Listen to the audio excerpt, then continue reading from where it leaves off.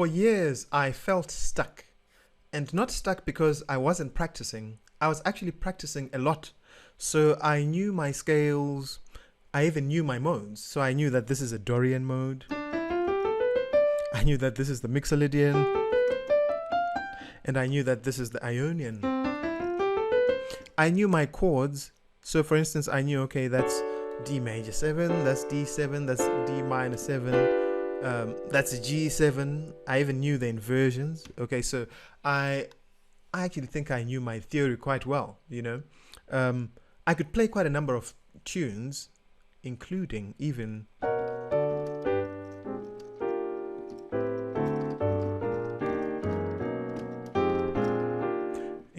giant steps. But then when it came time for me to actually improvise, I didn't really sound like a real jazz musician. It sounded like I was trying to be a jazz musician. So sometimes I would run up and down the modes. You know, maybe I would play something like,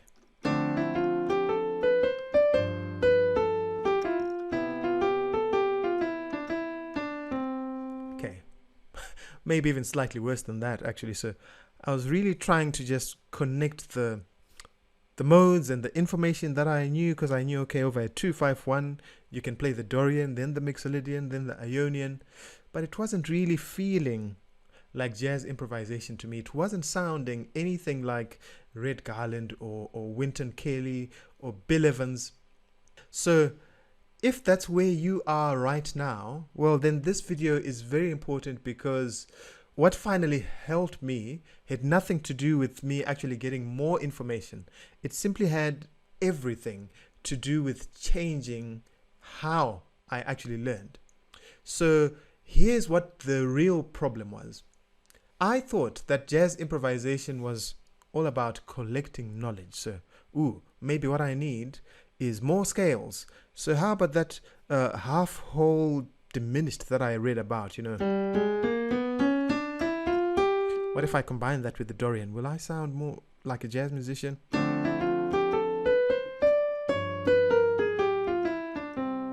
So I was doing little things like that and hoping for the best.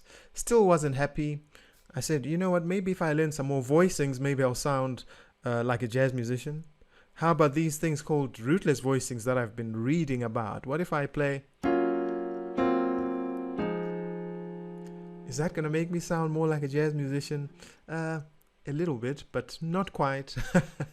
And what if I learn even more theory? Tried that, didn't work. Because what I came to realize is that jazz is not, it's not really an information problem. Jazz is more of a language problem, right? And I think you and I can agree that you don't necessarily learn language by memorizing more books on grammar. You don't become better at language by reading dictionaries. You actually learn it by speaking sometimes just small, simple sentences over and over again until they start feeling natural. For me, that really was the shift that I had to make. The first change that I had to make is I chose simple songs on purpose. So I stopped trying to practice on these tunes that were too complicated, like Giant Steps, or maybe some compositions by Wayne Shorter or by Herbie, which probably didn't even use 2-5-1s. I think you know the compositions I'm talking about, right? Especially from the 70s and from the late 60s. So what I chose to do instead was I picked songs with very simple forms. So songs like Blue Bossa, for instance. It's very clear that this is the A section. And here's the B section.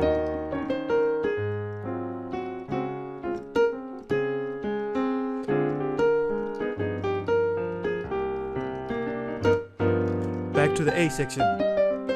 So this is just an A-B form. And that A-B just repeats over and over. Or even songs like Autumn Leaves, simple form, right? Where I'm going from an A section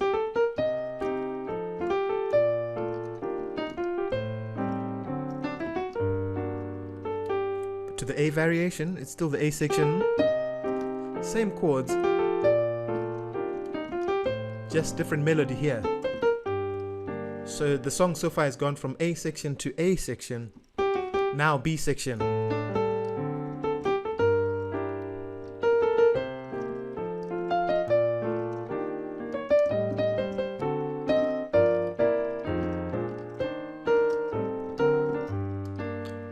That's the B section. So the song is simply going A section, B section, A section, B section.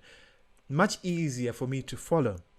I also chose songs that not only had clear form but clear harmony.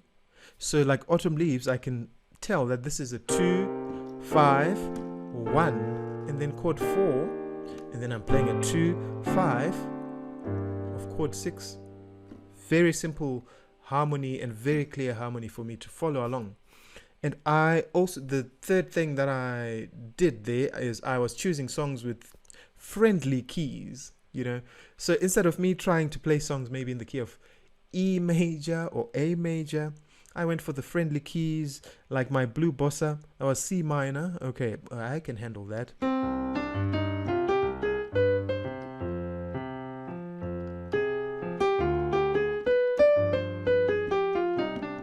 I can almost solo over that entire section actually just using my C harmonic minor scale. Okay, so you want a friendly key. I think C minor is quite friendly.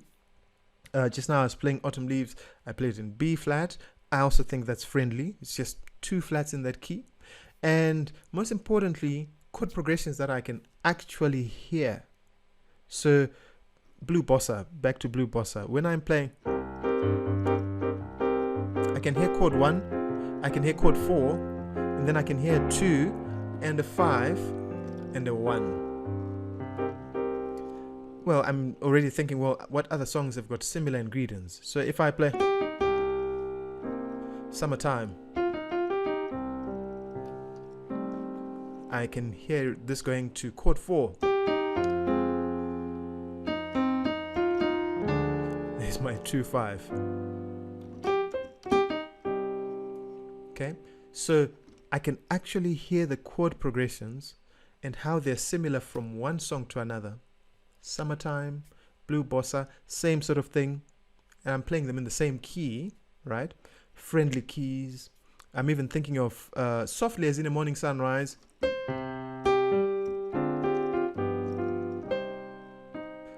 2, 5, and 2, 2, 5, 1.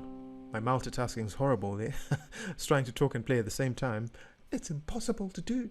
But anyway, hopefully you get the point that the chord progressions for the songs that I chose are actually easy for me to hear. And for me, that's really when the breakthrough came. Because when the music is too complex, right? Your ears shut down. They're not even working. And usually your brain takes over. So if I'm playing giant steps, now I'm thinking B. Okay, what am I playing? Okay, I'm going to try a B pentatonic. And then I'm going to D. Oh, that's another key already. What scale can I play? So instead of playing by ear, I'm now playing by brain, which is, well, highly not recommended. You know, it's much easier or much more natural when you simply play by ear. So when you've got your simple music, like what I did, then you find that improvisation can now just happen. You know, you're just using one scale, you're using 2 scales. So simple music gave me space to actually listen, and listening, in my opinion, is where improvisation can really happen, because you can play something simple. I can develop it.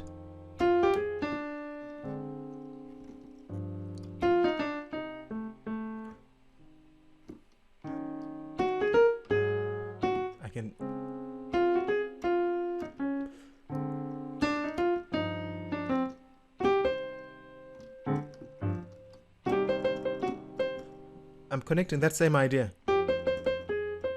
Same idea.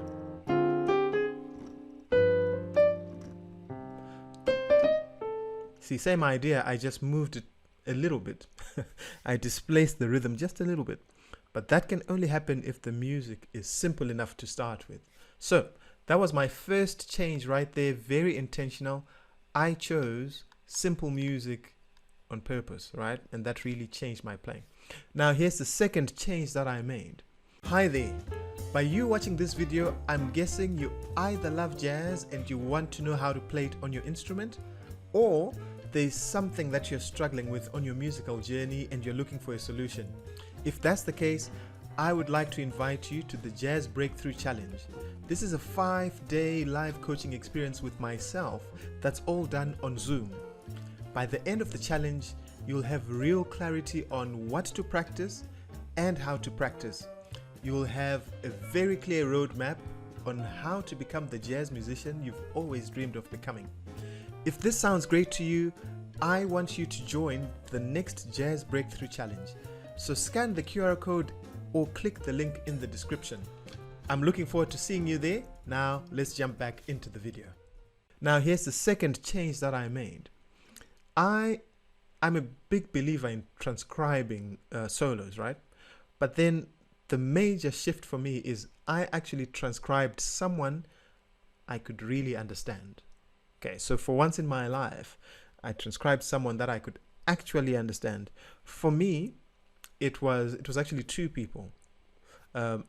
I don't remember specifically in which order, but I know as soon as I started transcribing some Red Garland, some light bulb moments came. I was like, oh, I think I see what's happening here, or I know what I'm trying to do. As soon as I started learning some Horace Silver solos, I was like, I get it now. And as much as I loved people like Bud Powell or Art Tatum, Oscar I guess was alright, but Bud and Art Tatum was just too quick for me, too quick for my ears, too quick for my brain. Too quick for my fingers. So I chose Red, I chose Horace. And why? Because their playing is clear, very, very clear. Well, that's the first thing, but also a lot of their playing was very blues based. So even when they're not playing a blues, so if Horace is playing whether it's Song for My Father or whatever, you'd hear things like that. Or these are all blues things that he plays, in music that's not necessarily the blues, which I thought was really cool and quite copyable, right? So the playing was clear, the music was blues based, there were lots of motives in the playing, so I thought it was quite motivic. And by motive, I just mean there's a single idea, right? So let's say I play, let me go back to Blue Bossa. If I play, right, that's a 3-note idea, 3-note motive. I can play this somewhere else.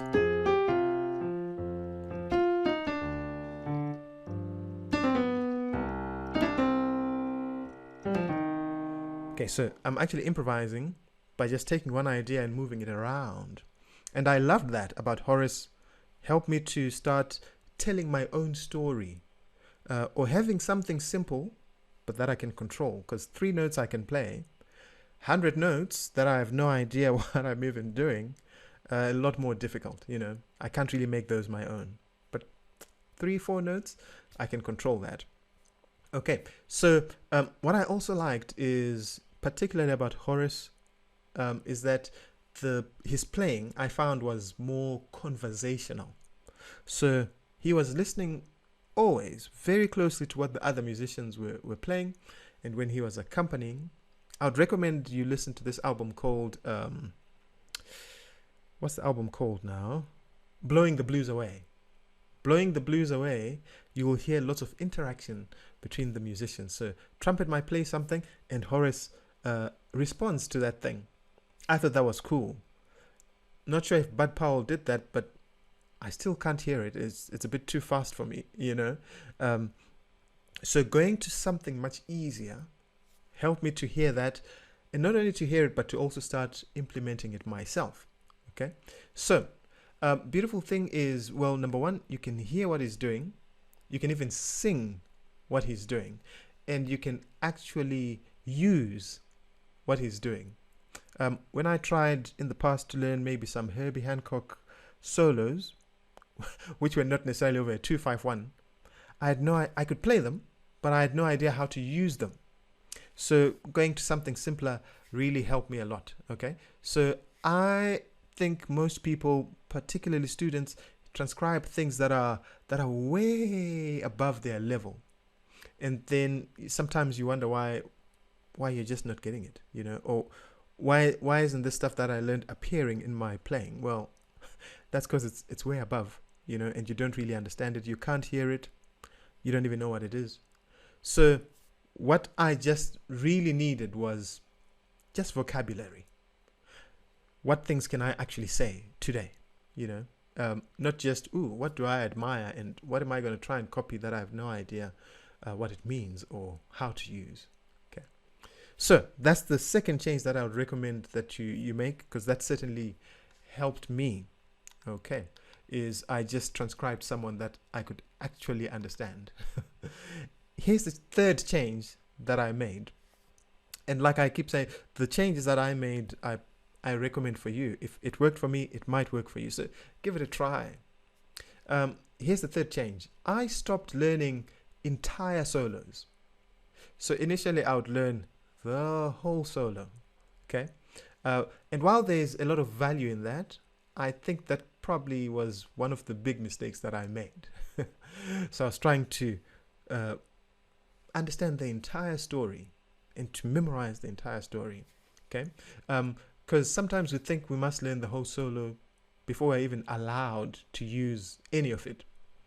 So what I did instead is I started taking small ideas, usually just one, and maybe sometimes, like in my previous example, it's just 2 notes, 3 notes. Here's actually a Horace thing that I remember trying, or that I actually learned from a recording. It sounded, well, it had this in it. I'm playing this over an F. I actually realized this could either work on an F major or even an F minor chord. So it's just a blues-based line, really. So if I'm thinking of an F blues scale, here's my F blues scale. So these notes are in the scale, starting on the flatted 5th, right, and then playing the 5th and the 7th, and then going down the scale. I remember learning this one solo actually of Horace, where he's playing that line but over and over, like.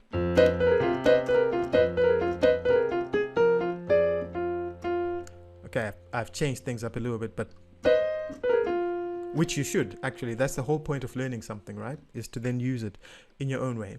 But I liked that a lot, and so I would practice just that one tiny idea. Well, here's how I'd recommend you approach that. I would say definitely first in just one key. Okay, like now I'm doing it in the key of F, right? I could be playing a blues.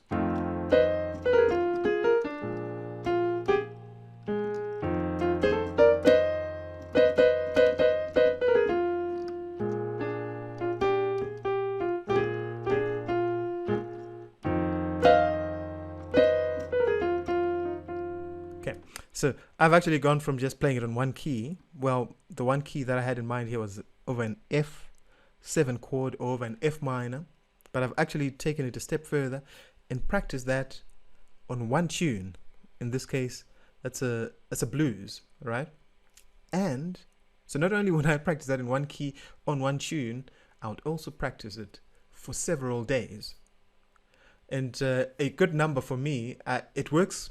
I don't know why, but if I just tell myself for the next 30 days, I'm just working on this one thing, what I find is that that one thing really becomes a part of my playing.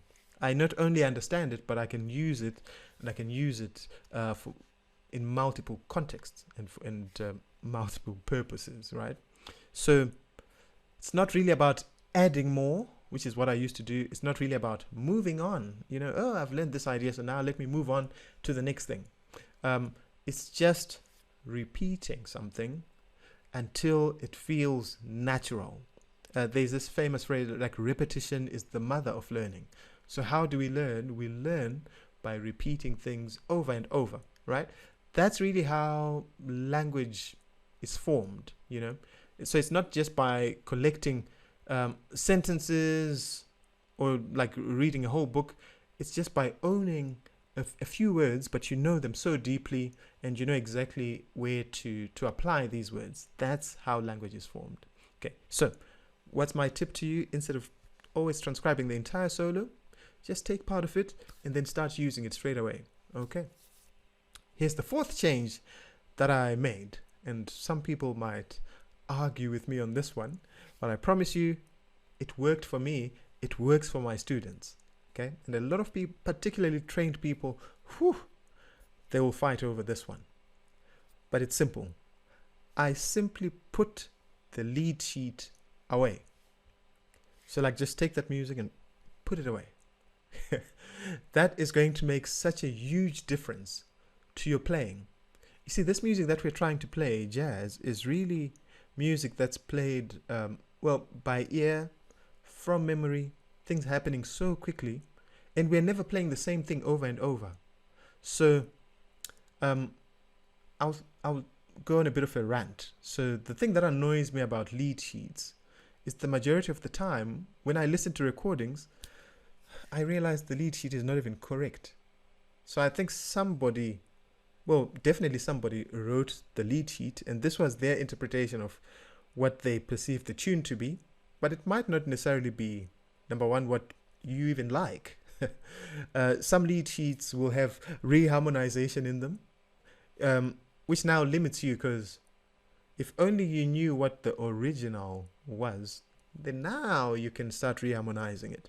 But if you're going to learn a reharmonization, what more do you have to do? You know, so I'd encourage that you throw that away.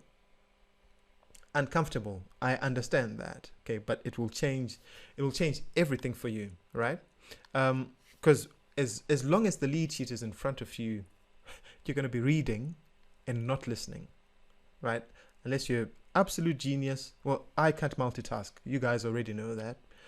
So I know that if I'm reading, I'm not listening, you know. So instead of reacting to the chord symbols that are in front of you, you want to really be reacting to the sound. If you're looking at the lead sheet and your drummer does something, or your bass player does something, or the saxophonist does something, you might miss it. Okay, so throw away lead sheets completely. Although school was encouraging this, although books were encouraging this, I said, I'm going to try something else. So what did I do instead? Well, the first thing that I did made a big difference. I started singing the melodies. You know, sometimes I just find a vocal version of a song. I love Ella Fitzgerald singing, because she keeps it simple, you know. So, and that usually kind of gives me an idea of the original melody too, you know, and the harmony sometimes. So I started singing the melodies. I listened to the bass movement. That's extremely important, because the bass sort of guides you and gives you an idea of what the chord might be, gives you an idea of what the function of the chord might be. And because bass players are musicians, sometimes they also make you aware of how to reharmonize songs. Okay. What I started doing as well, like when I guessed sometimes. So sometimes you'll try a chord and then you realize maybe it's not the one, so I'm just going to try another one. And the more experimenting you do, the more light bulb moments that come up. Okay. Sometimes you don't always learn by doing the correct thing. Sometimes I believe you learn even more by doing the wrong thing. Wrong things lead to discovery. I love them, right? So don't be afraid to mess up. So feel free to guess sometimes and figure out what the notes might be. Sometimes just go on and fish for them until you find them. So I made mistakes. Absolutely love that. I encourage that, you know. And then I made adjustments as well. I'm like, okay, that's not working. Okay, so maybe I need to do it like that. And the more I did that, you know, slowly I started to hear the music. I started to hear the music before I played it.